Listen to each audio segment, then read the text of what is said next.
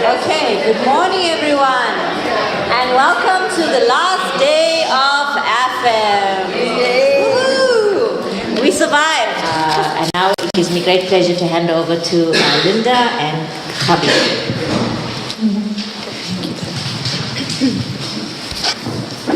Morning everyone. My friends from Stellenbosch know that they call me the General, but yesterday I found my match in the Commander-in-Chief, Charlene. So when I went overtime with this keynote. So today we'll try to keep to time, but if not, well, it's the last day. Let's just have some fun. I don't want to rush Gabeba. There's so much I can say about Gabeba, but I'm not going to say much, and I think we've been quite casual in our introduction. But I will say one thing. Nadine calls Gabeba gold, and that's all I'm going to say.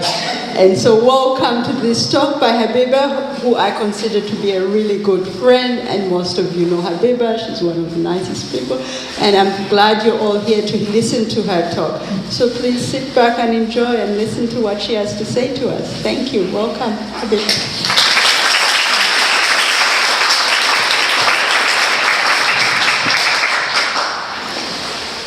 Morning, everybody.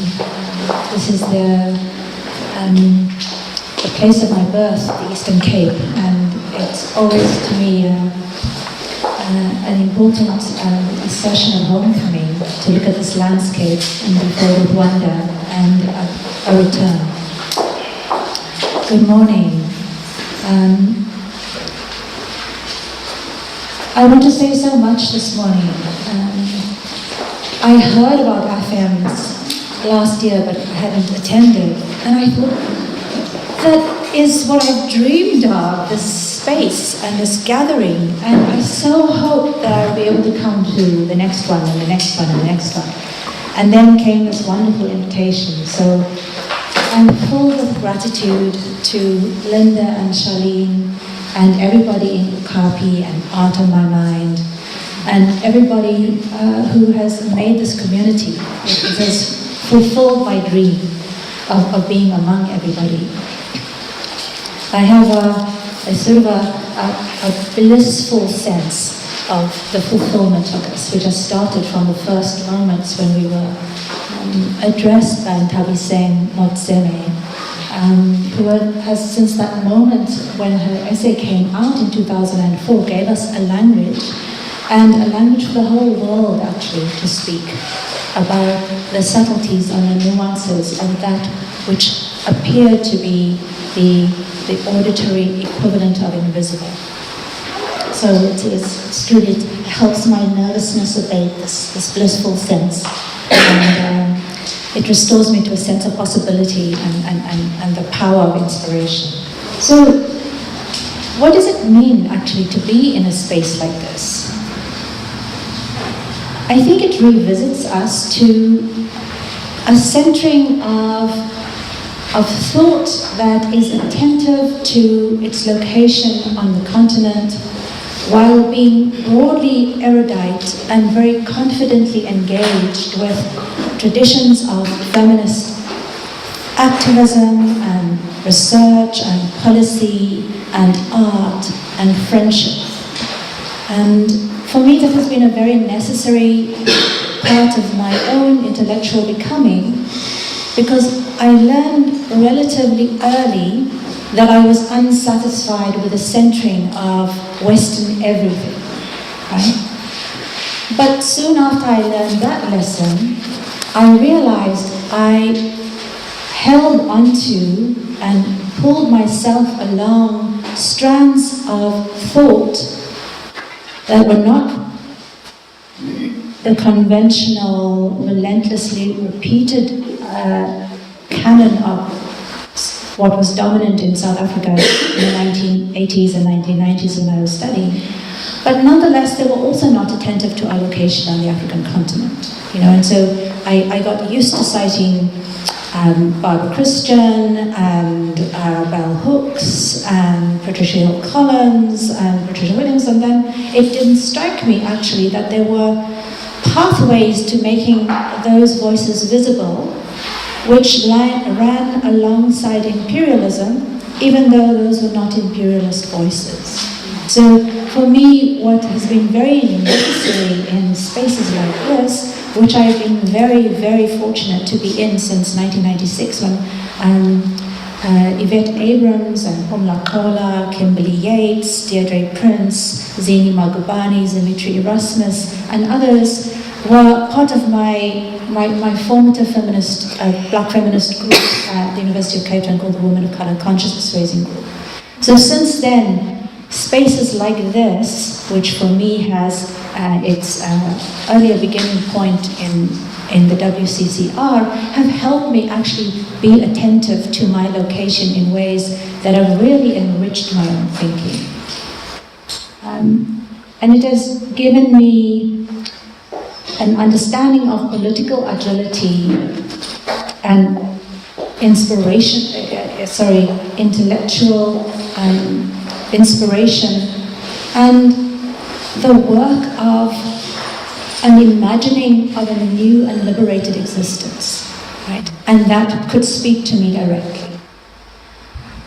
So, very often we have heard this phrase in this conference, to make something out of almost nothing. And I want to come back to that, that particular agility that takes what is available and is not within reach and makes out of it not only survival, but a new kind of world, a new kind of flourishing. And I want to come back to that because it is, to me, a very interesting turn in African feminist thinking that I have become aware of in the last 10 years, specifically. So what do I want to do in this talk? I'm going to engage with the generative theme of the mute always speak, because in fact, silences have been in my own writing since 2005, immediately drawing on the breath that you gave. And so silence and silences and the meanings of silences, hundreds of silences, they've been in my own heart. So what does this mean? How can I speak to Ntabi Sen, who is with us, amazingly? I want to talk about numbers and measuring, because part of my title is about beyond measure. I want to, especially in this Eastern Cape, think about the legacy, the traces, as Ntabi Sen has taught us to attend to, on space, and how those traces become embodied within us and in our relations with one another, and also in our subjectivities and the unspoken parts of ourselves that nonetheless shape how we engage with the world. I want to think about the state that was taught in that colonial, it was shaped by that colonial experience. What is the nature of a state that was shaped by an experience of centuries of violence? And I want to speak a little bit about a masculinist response to the violence of the state. And then I want to end with 3 feminist responses to the violence of the state, African feminist responses.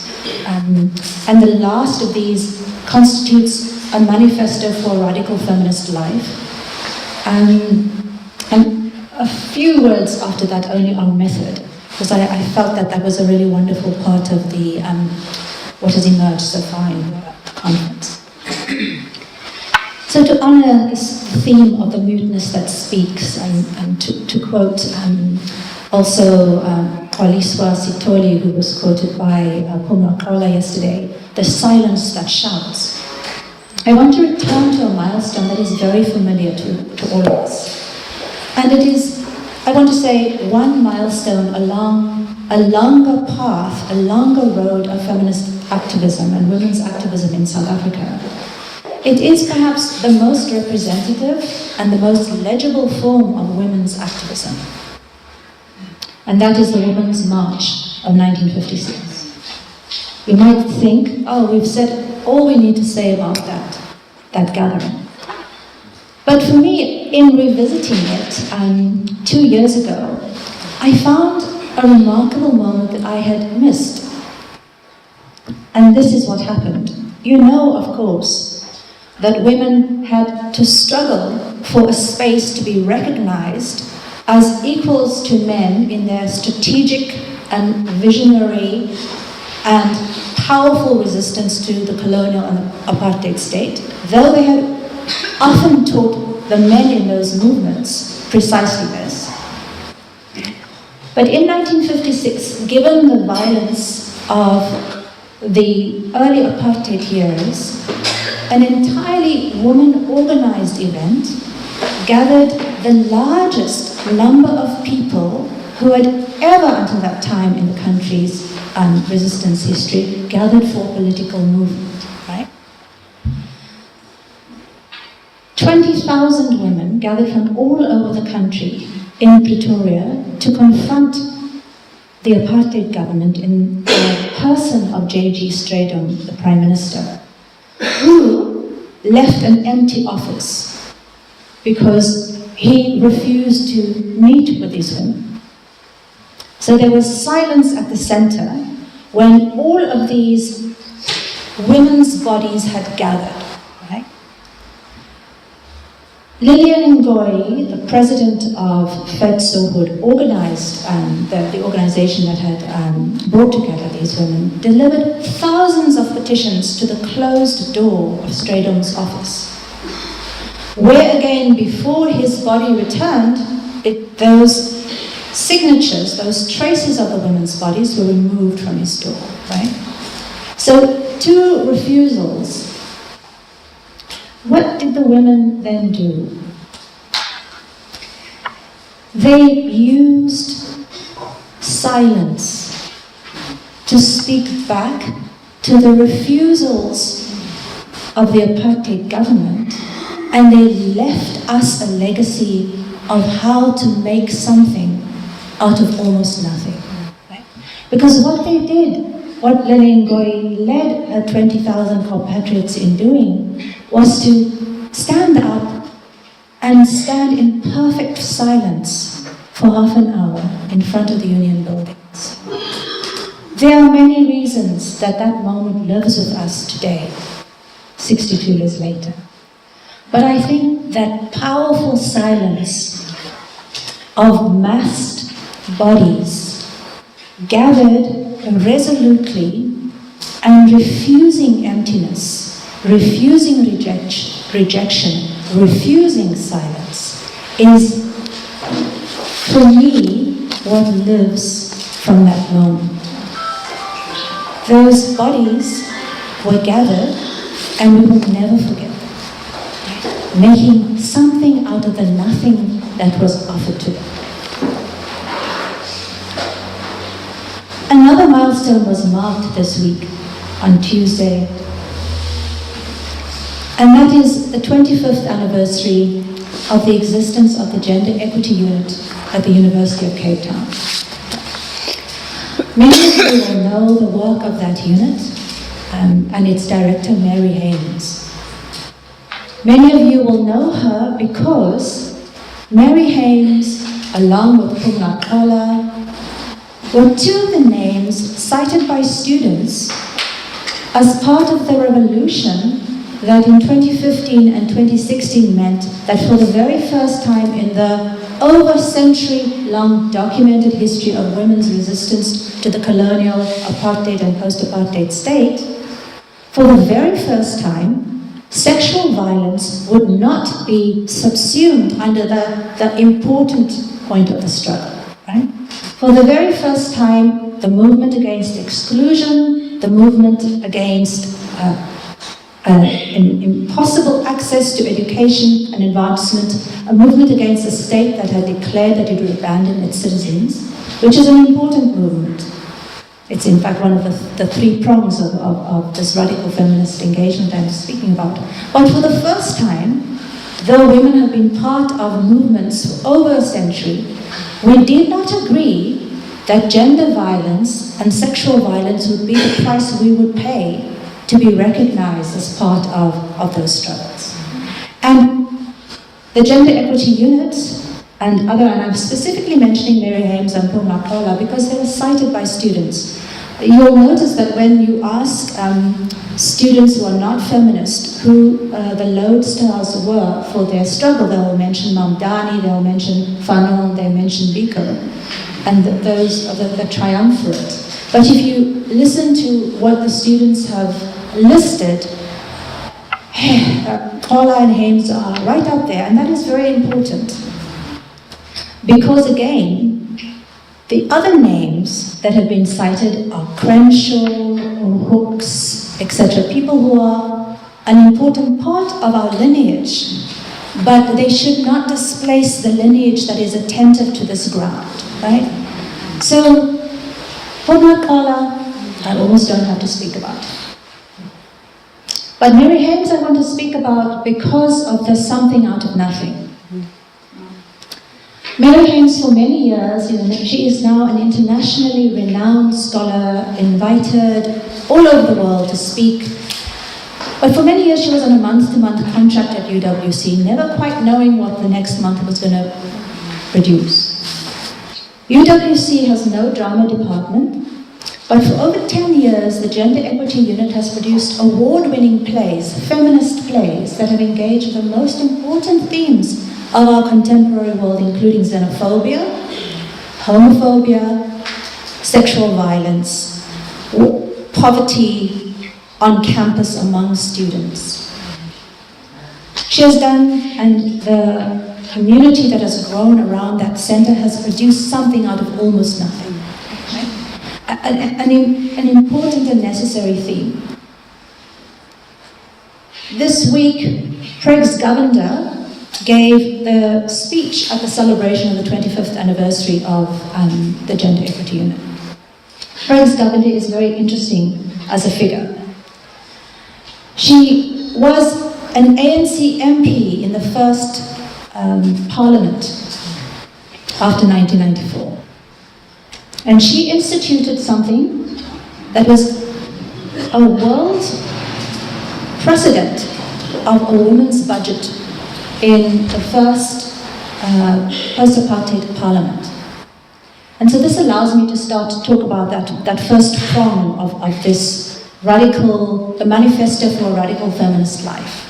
And that is feminist engagement with the state.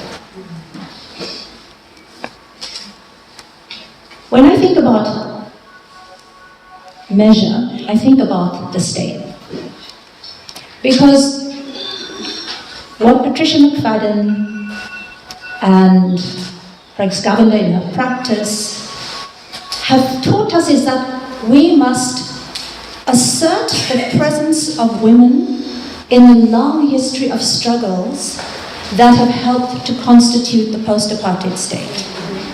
This work that we are doing of pointing to the necessity of a feminist analysis of our history and of our present is necessary because the state has learned its craft during colonialism, during apartheid, where it learned a patriarchal mode, which means that we have to reclaim continuously in the post-apartheid period against a state that has already learned its shape in the mode of excluding women, in the mode of an invisible gender that always makes the masculine imperative the norm for the state, right?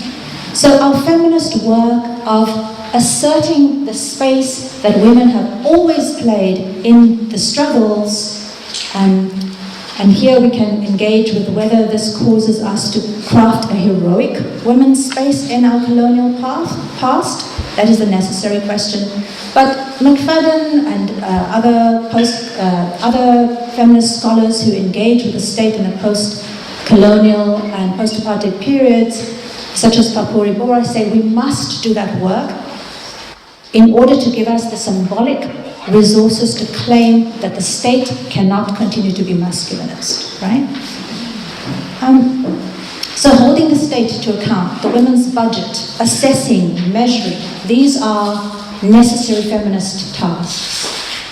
But I also I'm drawn to what Kumla Kala was calling a new form of feminist work, a new form of feminist activism, a new form of feminist productivity, which is not as legible as the Women's March. Right? So in order for us to grasp them, we must learn new feminist lenses.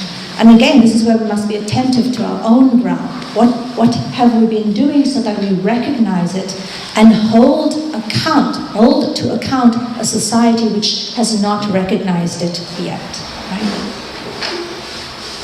So when I look at what this new feminist politics looks like, and I've looked at very different scholars, not only in Africa, but actually also in the African diaspora, and I found a really striking pattern.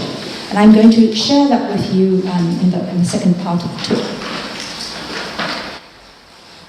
But what does it look like to understand the operation of the masculinist state? And this is something that Grace Msila gave a beautiful phrase to yesterday. There's the overt violence of the state, but there's also the active neglect by the state. This is Grace's term from yesterday, which is in the form of a distributed and administrative and bureaucratized form of violence that is harder to put a finger on because it looks like the ordinary operation of the state, right? But what feminism has given me is the tools to recognize why ordinariness seems always to target the same kind of bodies, right? Why distributed violence within colonialism, within apartheid, and within the aspects of the post-apartheid state seem to have found the same targets, right? So part of this is to then reclaim the lens that shows how the state has worn its patriarchal clothes since its formative period under colonialism. And here is where our feminist task becomes very, very layered. Because in fact, the state needs gender to operate, right? It needs men who embrace the masculinist possibilities of the violence of the state, but it also needs women to align themselves with the gendered spaces it makes available for patriarchal women. But it also needs us to be nationalist feminists who will be feminists when it needs us to, and need to be quiet at other times, right? So there is space for feminism in a patriarchal state. And this is where it becomes a very necessary feminist task to attend to this particular moment in our post-independence, our post-colonial, our post-apartheid present. Because what Patricia McFadden calls African feudal patriarchy has aligned itself very comfortably with the state. And the space that is available to us there is to become legible, decent, respectable African women. And for those of us who have felt the direct impact of the dehumanization of colonialism and apartheid, to be honored as a proper African woman is a very alluring prospect. To be honored as a human being within that frame is a very attractive prospect. It is exhausting always to be seen with contempt by a dominant culture, and then also within a culture that should be hospitable to us, right? So, how do we make space then for a subjectivity that cannot wear the garment of decency and respectability and honor? Right? This is the challenge that there's a manifesto I want to share with you called Contemporary.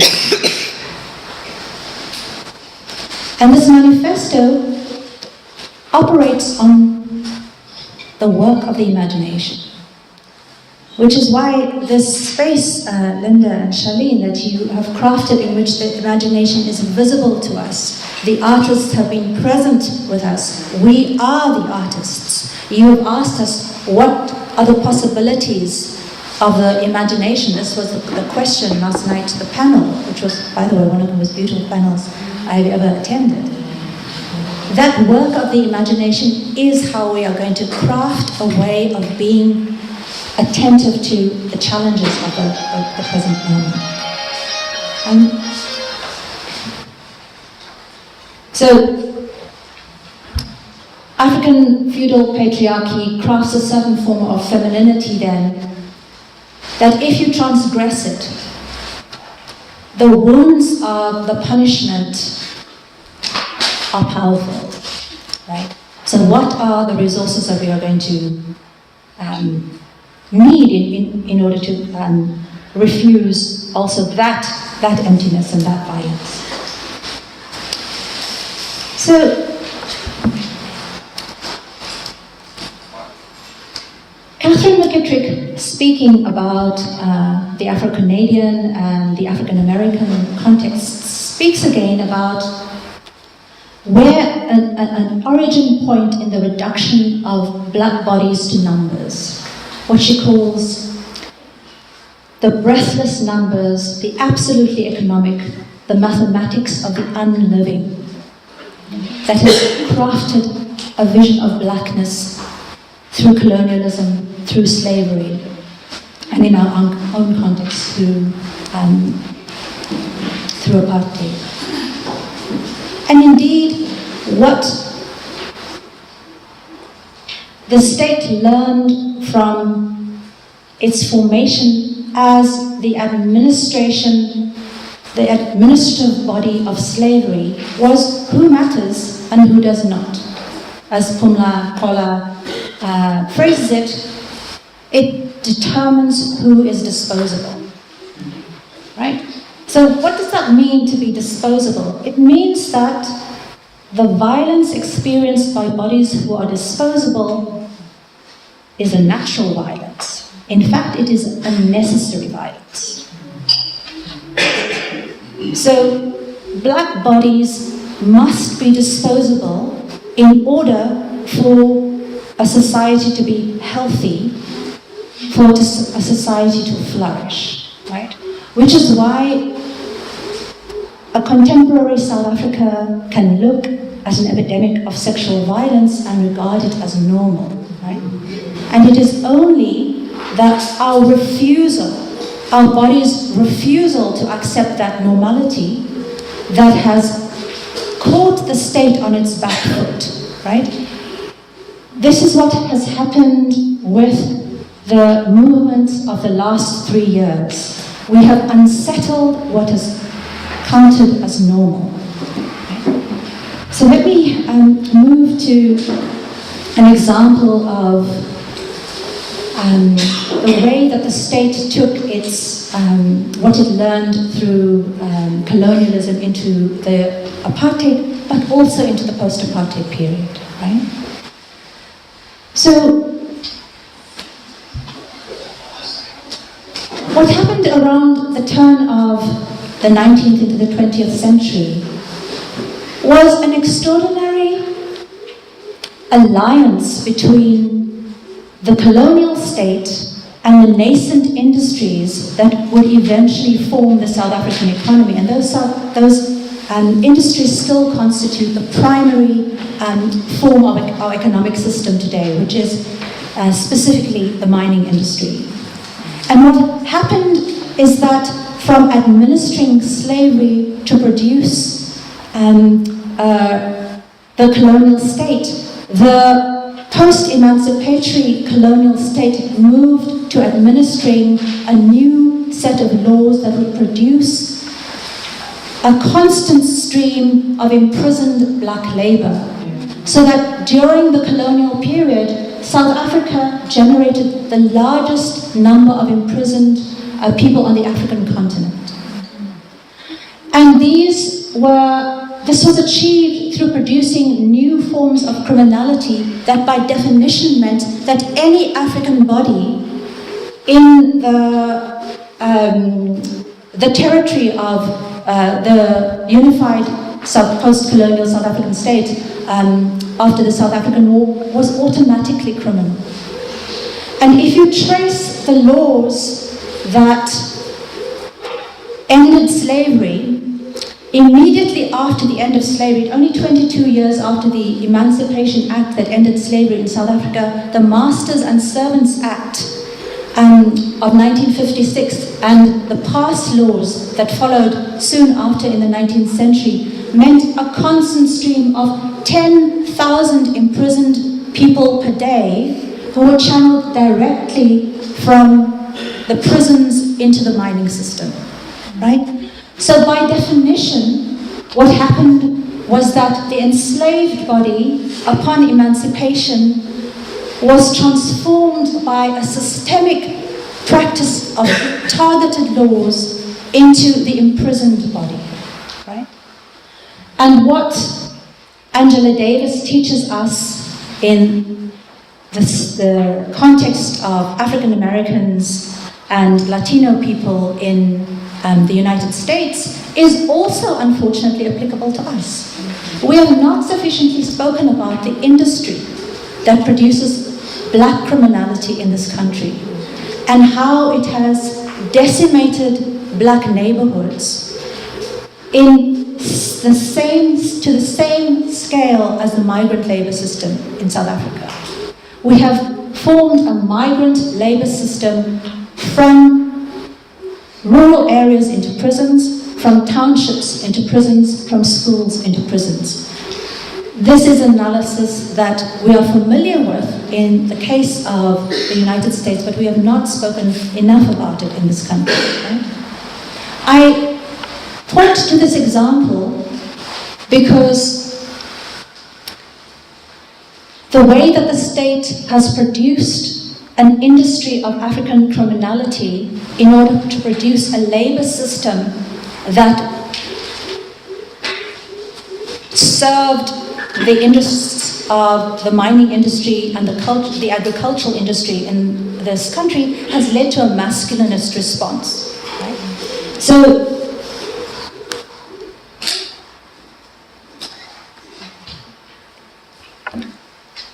many of you, I myself, have family members in prison. It's a very common experience among black communities in South Africa. If, like me, you have spoken to those family members, you know that there are certain rules for surviving in a prison. The number one rule is don't go near the numbers gang. Right? The numbers gang is, in fact, a masculinist response to the industry of imprisonment of black men in South Africa. Because what has happened in the numbers gang is a very interesting matter. In the numbers gang, it has been possible for communities that have been trained to be racially hostile to one another outside, colored and black communities, for instance, to form part of one unitary body in prison.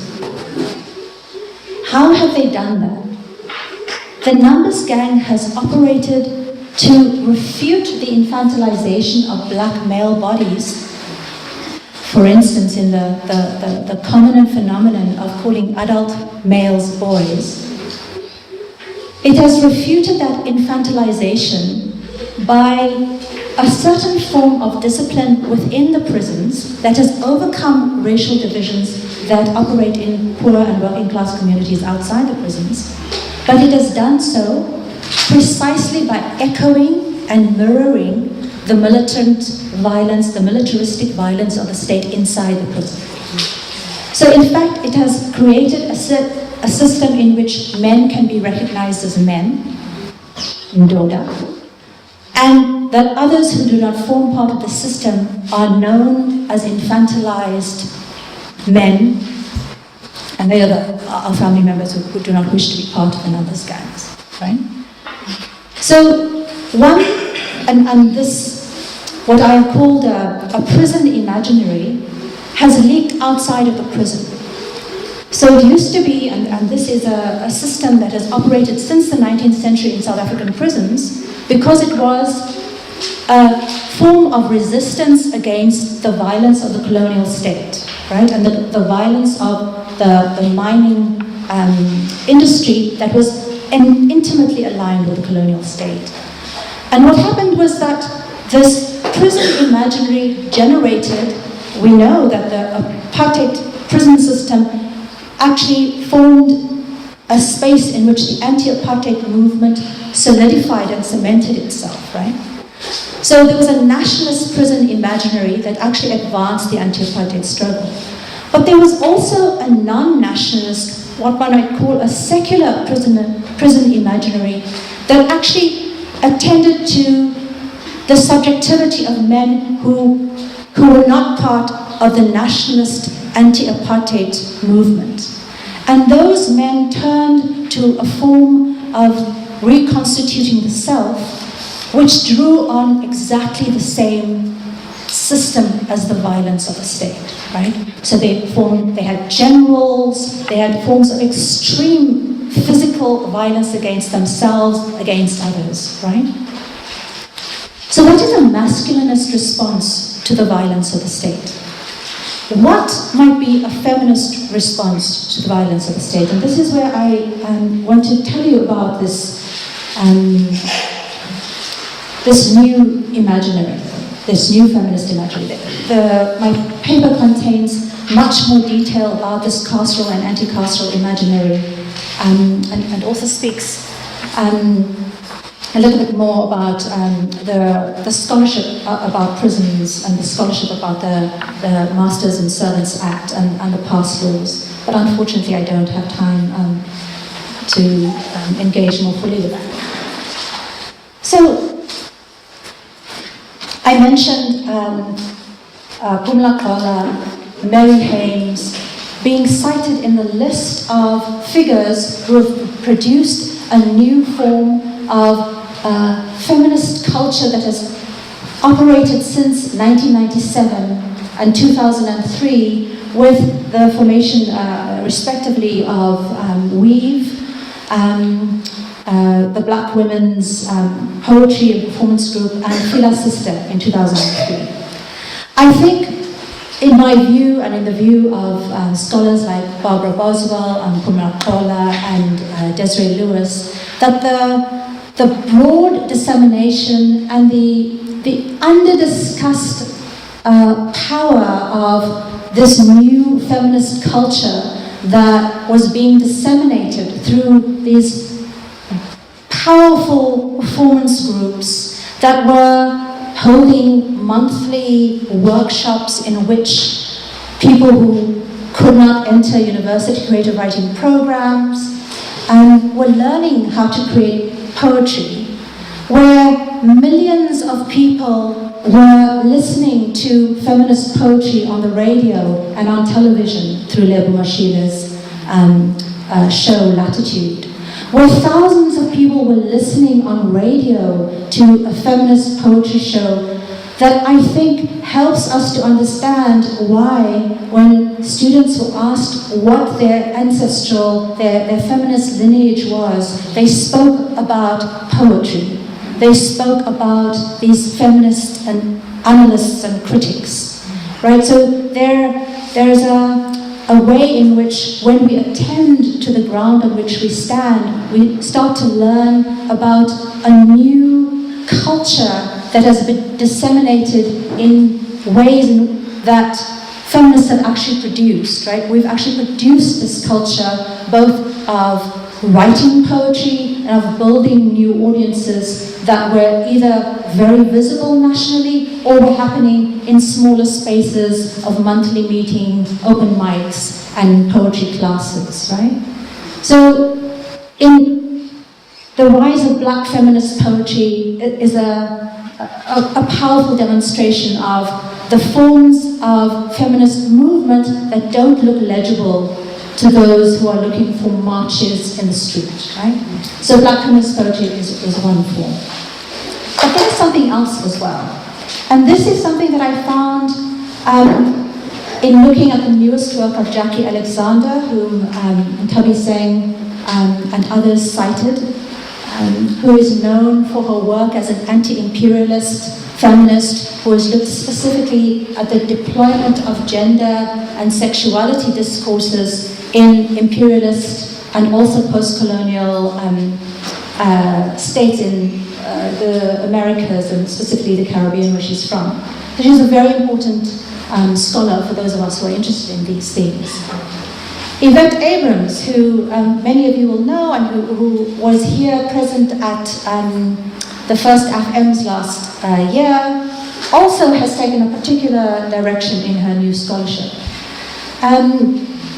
Desiree Lewis, as well, a scholar of cultural studies, of literature, of feminism, has also directed her energies to this new area. And lastly, Patricia McFadden, Swaziland, who's based in Swaziland. She's a sociologist, also world-renowned, an important feminist activist and scholar, African feminist and scholar, also has turned to this new area of activism. What is this new area? It takes three prongs. She says, I have stepped back from the spaces of nationalist spaces where feminism is invited under highly constrained conditions, right? So she's stepped back from those legible spaces where, unfortunately, feminist energies can be precisely deployed in the interest of the continuing violence of a masculinist state. So self-definition in a new way which focuses on the body and which focuses, in fact, on new relations in neighborhoods that are cross-class neighborhoods. Because when you are an intellectual who doesn't have an academic job, you live precariously, though not as precariously as your poor and your working class neighbors, but you live among them, right?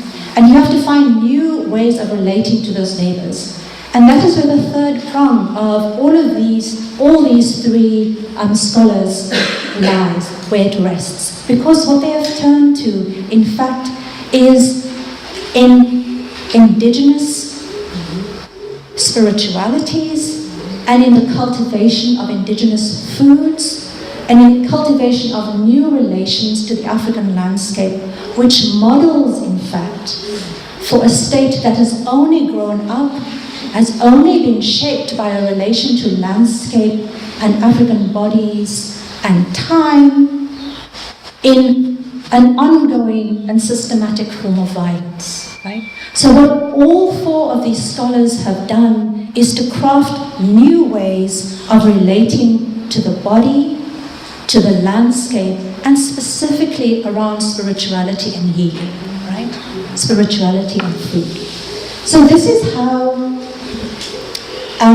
Jackie Alexander, for instance, who is known for her book Pedagogies of Crossings, which is one of the most important books I've read from 2005. But since 2010, she has actually created a center in the islands where she is from, Trinidad and Tobago, that focuses on traditional healing and indigenous food and indigenous herbs.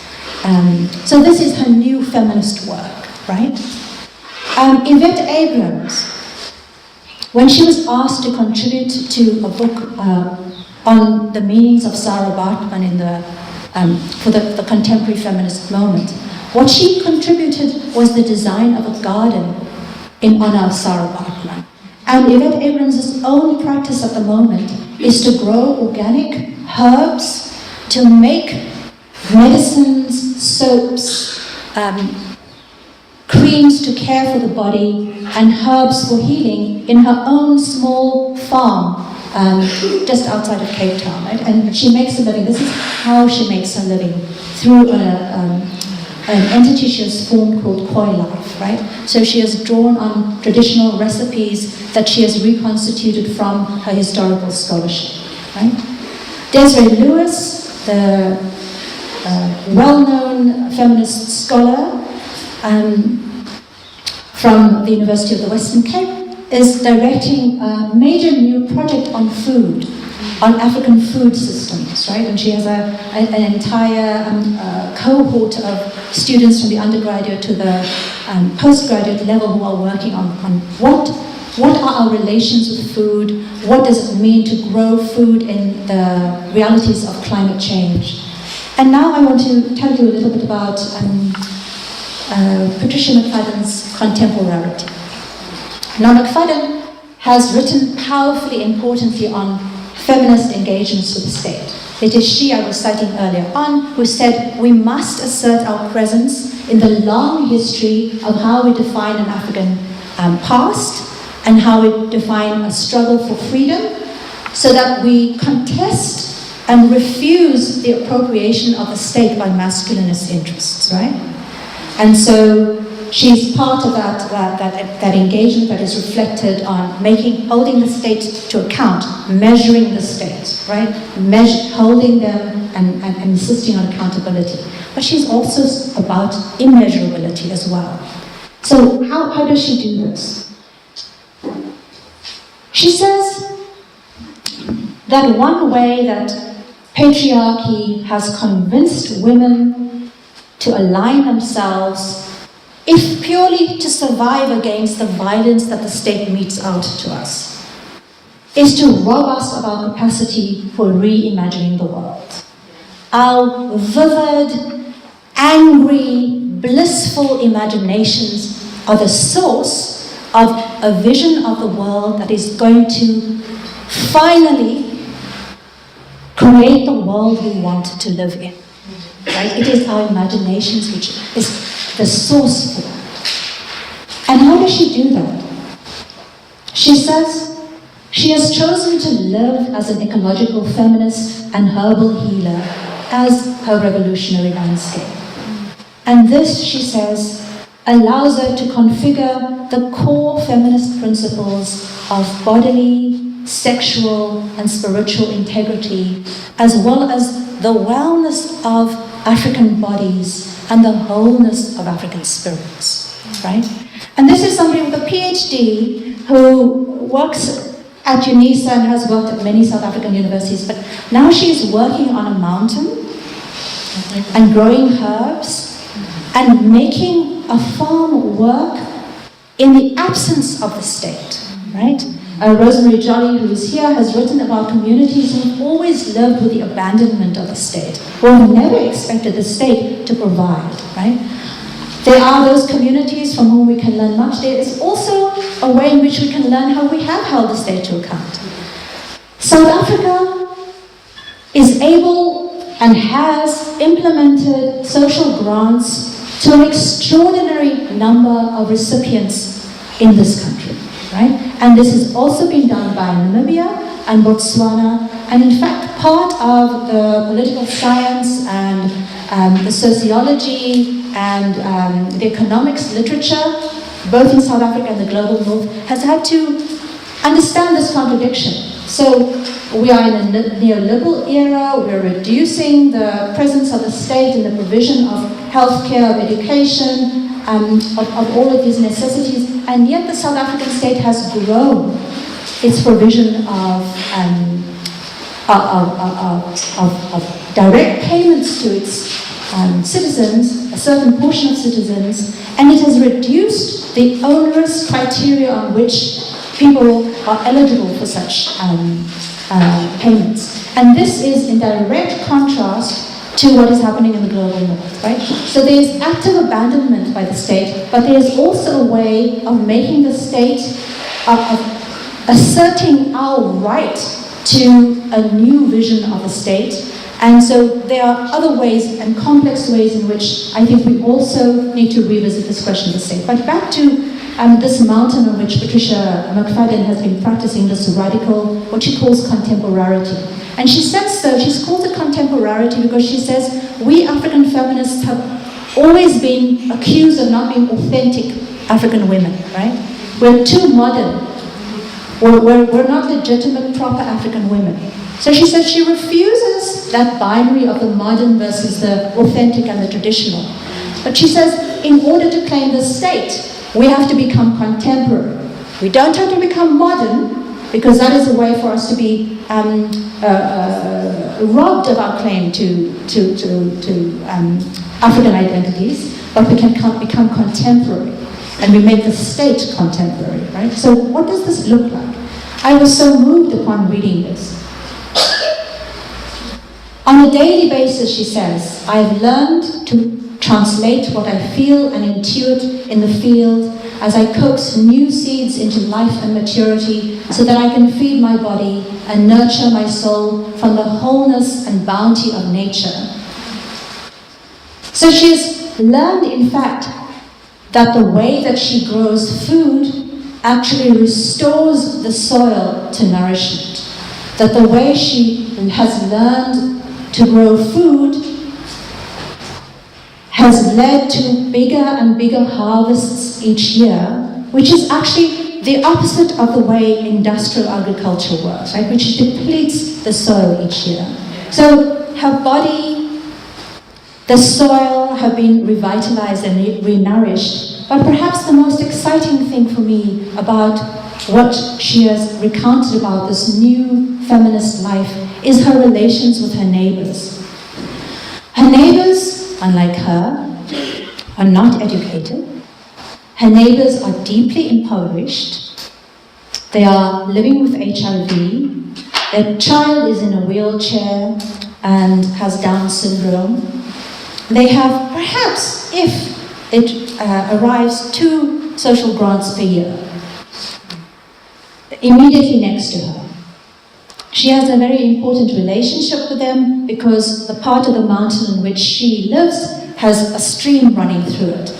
So her neighbors who are interested in growing food negotiate with her about that access to water, and that has given her a relation where, knowing and seeing the poverty of her neighbors, she approached the woman in the relationship, the woman in the family, and she proposed to her that they clear a portion of the backyard of the woman's house and grow some vegetables there.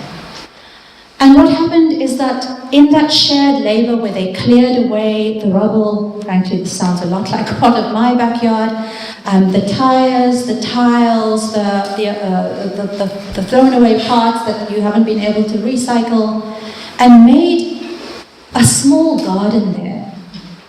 And what happened is that the relation across class and across difference and across status that was made possible by that new relationship with the ground completely changed their relationship, but it also changed the life of this family.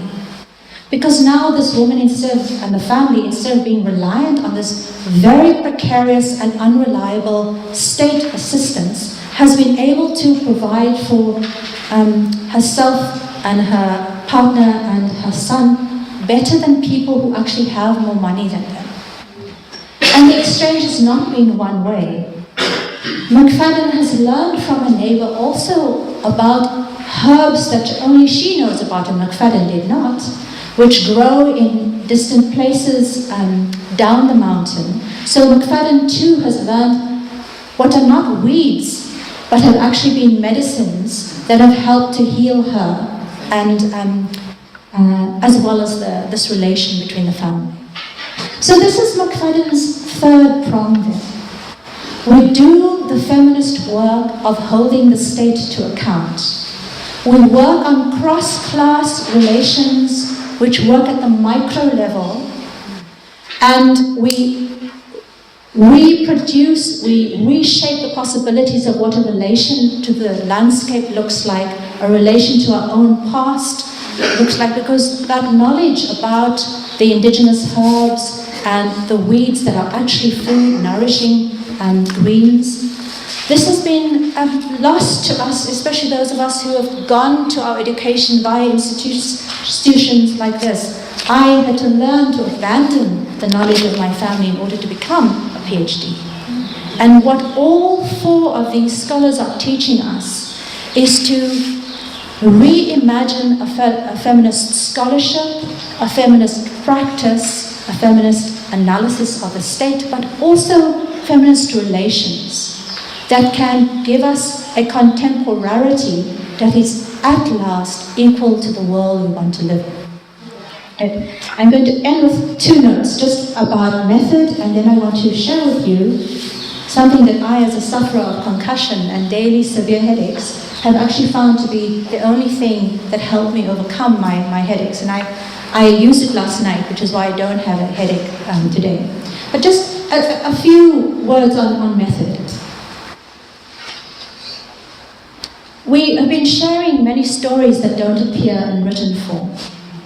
And many of us say in political science, in sociology, in literary studies, have said, look, our disciplines require certain forms of authority from us, right? The citations, etc. What McFadden has done in this essay on contemporarity is to draw on her personal experience. She has written what cannot be found in the citations that you and I have access to thus far. But she has given this paper at a conference, reworked it, and this is now being published in Meridian's journal, which is Meridian's Feminism, Race, Transnationalism, the great transnational feminist journal. It will be available for those of us who need to cite in the future.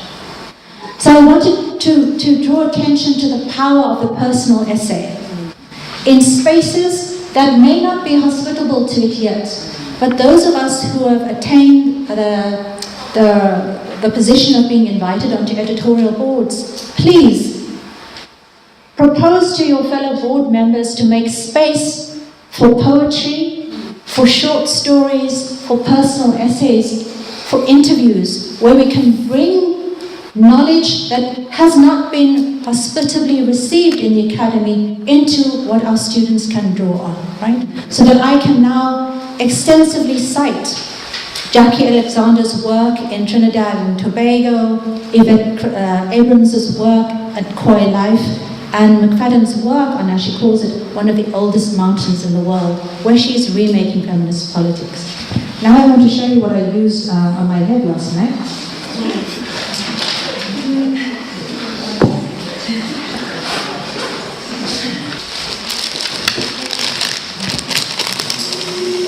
I want you to have that. I'm going to pass it around to you. If any of you recognize it, I want you to tell me what it is, because I don't know.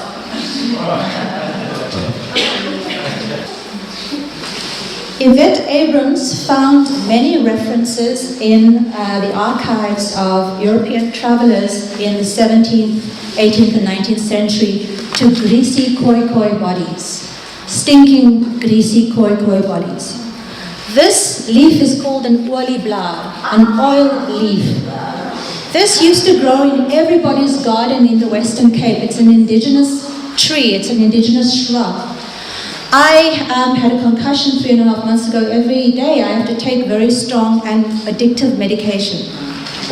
Finally, I was taking so much that the doctor said, I'm sorry, you have to stop taking this medication. And then my cousin told me about the olie-blad. What you do is you crush it, or you put a rolling pin over it. You put coconut oil on the back part of the leaf.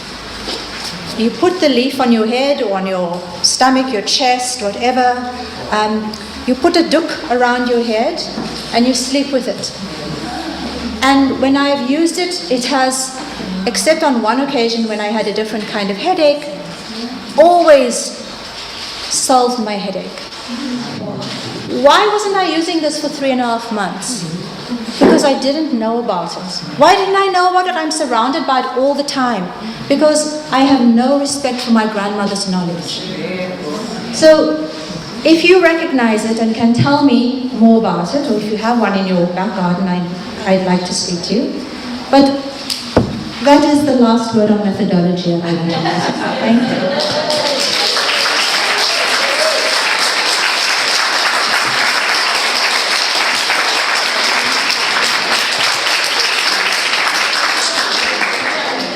Thank you so much, Habiba. I'm sure you're all still trying to figure this out. we're running out of time. This has been very interesting. I will take only one round of reflections, as Danai said yesterday.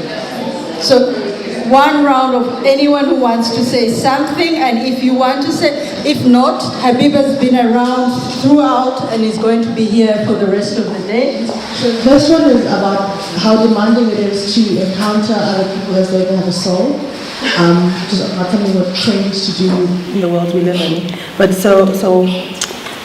it's also very demanding to encounter yourself as though you have a soul, and then to encounter others in that way, which I think has been implied across the 3 keynotes, and then you've brought it to us. So just a comment. And then also about taking knowledge. I mean, my former mother-in-law had lots of knowledge about things, about leaves, about things I knew and grew up with and bought in stores, but it was in the garden as well. But the way that what was required of me to take the knowledge from her was something I wasn't willing to do. So I'm wondering how to unromanticize what it means to take up that knowledge as well. Thank you. I was curious about the discussion about the Women's March, and I was curious. The people who organized the Women's March were also the people who wrote the Women's Charter, which is an extraordinary piece of social thought and probably one of the most radical social policy proposals I have ever encountered. It also informed the methodology and the thinking of the Freedom Charter, which watered a lot of it down. So for example, the idea that we can live in a world without prisons is nascent in the Women's Charter. The idea of a national health insurance, socialized healthcare, the decommodification of healthcare is fundamental to the Women's Charter, and a lot of other things. And I'm curious why the choice to focus on the Women's March rather than the Women's Charter. And then this is a place of ignorance, right? Because I'm ignorant about it. How has it disappeared from our memory? And why has it disappeared from our memory in the way that it has? Because I know very little about it, and there's very little written on it, I think. I was very excited when you were talking about Patricia McFadden's work. Excited, but also cautious or worried. Worried by the need to translate works such as McFadden's for an audience that isn't so interested in what these feminists are doing. I'll give an example. A while ago I submitted a paper that was based on a concept that McFadden was talking about, had developed Ihlazo, which is her own critique of disgrace by Coetzee. But she was not talking about Coetzee in this text. It was a paper that she gave at UWC many years ago. So I wrote this paper and I submitted it to a journal, and I was using this concept particularly because she asked for it not to be translated into English because it is not disgrace. And of course I submitted it, and the journal was like, no, you have to translate because we want to hear what she's saying. And the point is, she's saying don't translate it. And so, I'm curious what you think about that, because this kind of work, I mean, Yvette's work doesn't need to be translated, but if we're going to develop scholarship, we have to say, Koi Life does this. It heals a wound. And for her, it's not about healing wounds. You know, when she's doing biogas, it's not just about creating, taking energy and making food. It is about an entire different ecosystem. I'm just curious about packaging things for academic engagement. Thank you. Thanks for that, for me affirming because a lot of what you're saying ends up in, also thinking about a lot. The women, I remember when I was saying part of the PhD work that I did, I spoke to around 3-4 generations of women. And of course, a lot of what McFadden and Jackie and all that, a lot of their storytelling, a lot of their own memories is based within, those issues.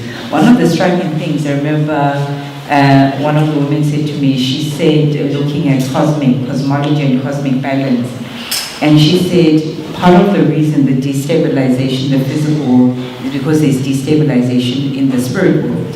So that kind of from the unseen, the invisible to the visible. And you talked about rootedness and location. And part of that, and this is where my interest in bodies and dead bodies and where are they really comes from. Part of that, what you were saying is that in the forced, movements, in the way that people were uprooted violently, certain things were not done properly, certain traditional rituals, certain rites were not performed, and so that chaoticness of the people are lost in the spirit.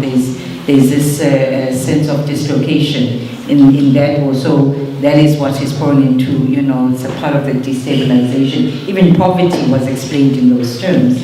So, just the whole, I just wanted to bring back the issue of bodies, of earth, of cosmology, of that's very strong. But the question, I suppose, I had that reflection. The question is really around how do you, so we live in what they call a post-truth age, social media, everything else, Instagram, and all of these things, and very particular subjectivities, which are rooted in individualism and consumerism, hyper-consumerism, and all of this. And how do we, just some of the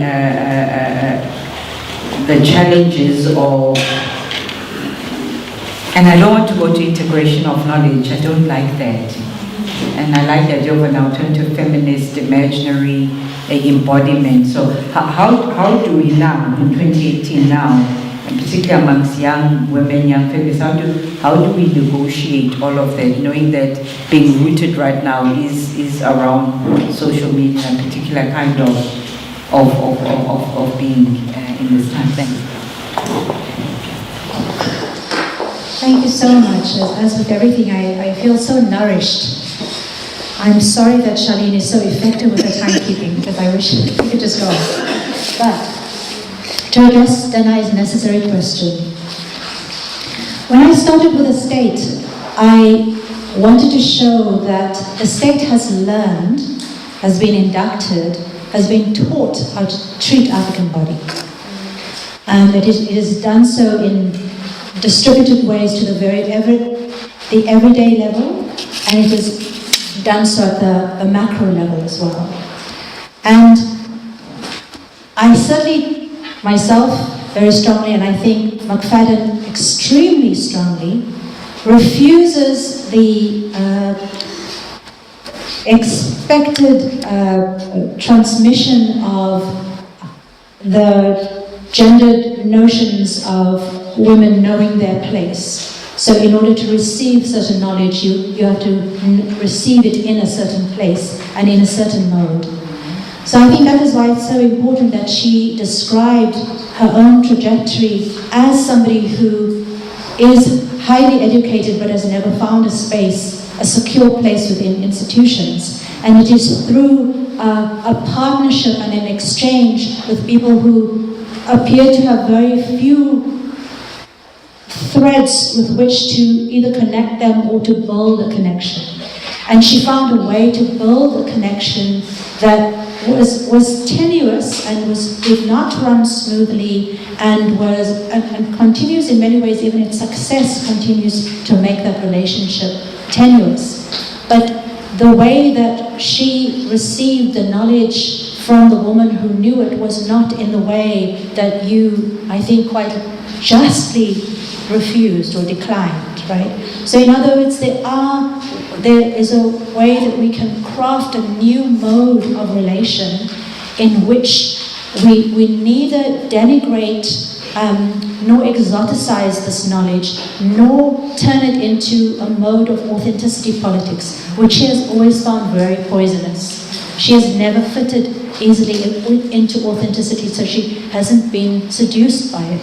So she would never require that within her own new manifesto. And it's not that, it's because I'm so struck by McFadden's manifesto, but certainly I'm not suggesting that should be our manifesto. I'm saying this is how she, along with these other African and African diasporic feminists, have envisioned this new world, right? It is through the smallest practices up to the largest scale. It's an ambitious feminism that is also attentive to these questions of subjectivity as well. So I know that I sound romantic because I'm so excited and so moved because of my own relation to ground, where it felt unanchored because I was a child of removal, but now to make a ground in which you grow your food, that isn't new ground, right? So, but it takes time. Why the Women's March and why the Women's Charter, and why do we know so little about it? I knew maybe 5 facts about the Women's March, way after growing up as a feminist.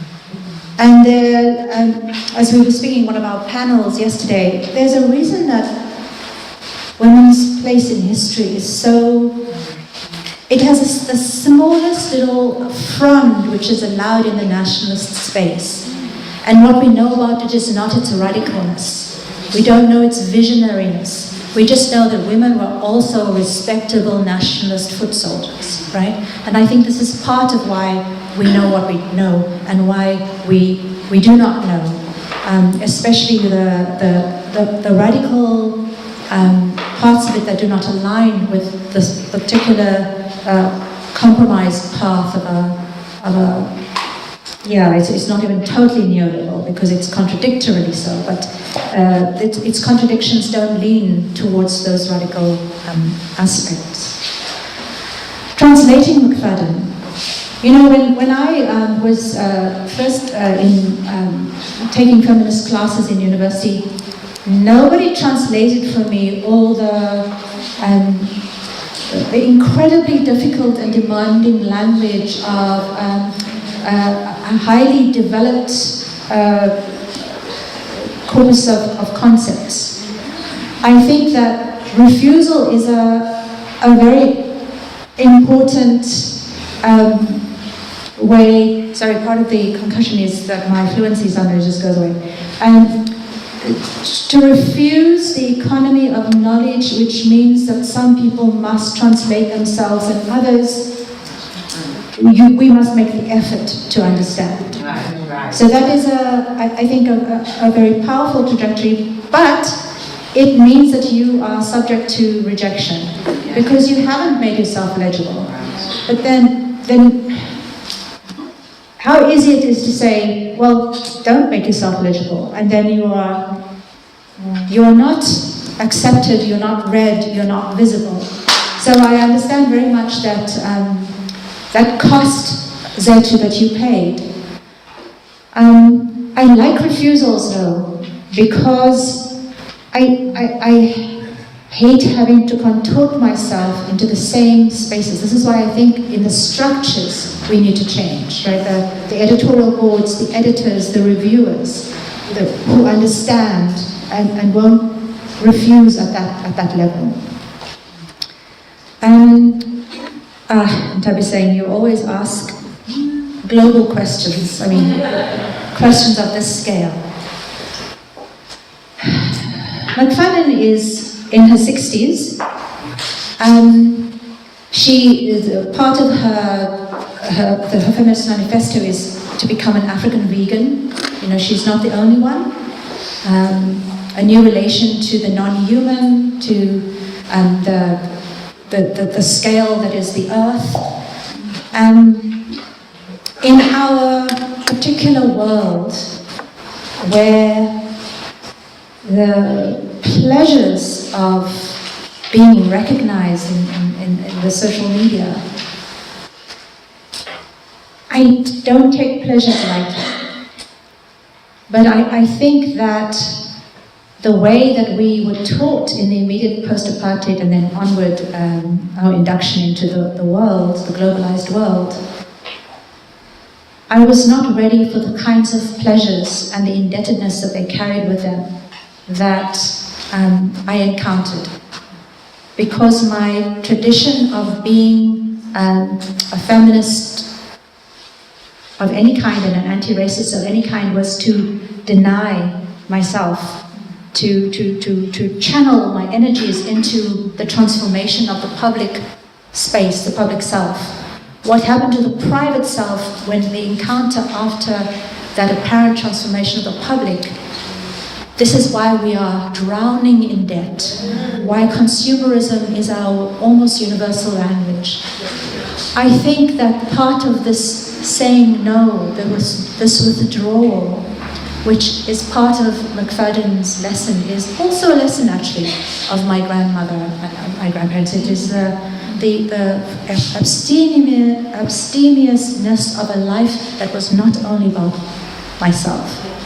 It is a very hard lesson to learn, but you know, it's interesting, being Muslim along with some of you, being spiritual in other ways along with most of us, that there are practices in our spiritual traditions where we say no. We refuse, maybe for 12 hours, for 16 hours, we refuse for a month. We practice what it means to say no. And I think that that is also part of learning to be in equilibrium. Because what McFadden has found is that when she grows with care and with love and doesn't take too much, she gets more.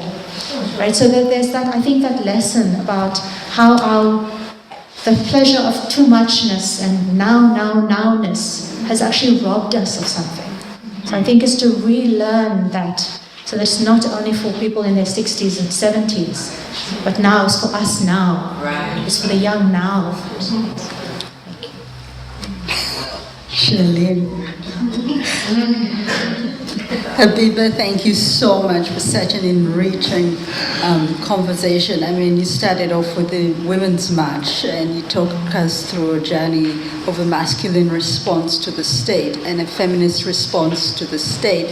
And for any of you who has been or who came on SAA or who is going back on SAA, I ask you to please get a copy of Sawubona, because in Sawubona is an article in which Gabeba, you see her live this feminist response to the state, where she's talking about land, a piece of land in Athlone, and how it took 40 years to make fertile for her and her family. So please get copies and see what this is she's talking about. Thank you so much, Gabeba, for this very,